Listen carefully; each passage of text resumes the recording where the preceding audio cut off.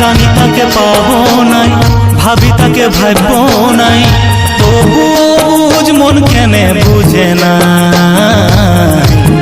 যদি আলাদা করার ছিল এই বিধাতার, দুটা মনকে মিলানোর কি ছিল দরকার?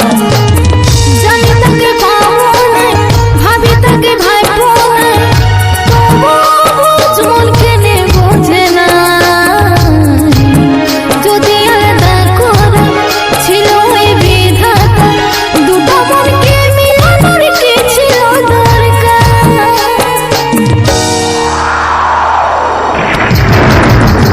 এ খুদা, এ খুদা, ভালোবাসা মানে কি শুধুই ব্যথা?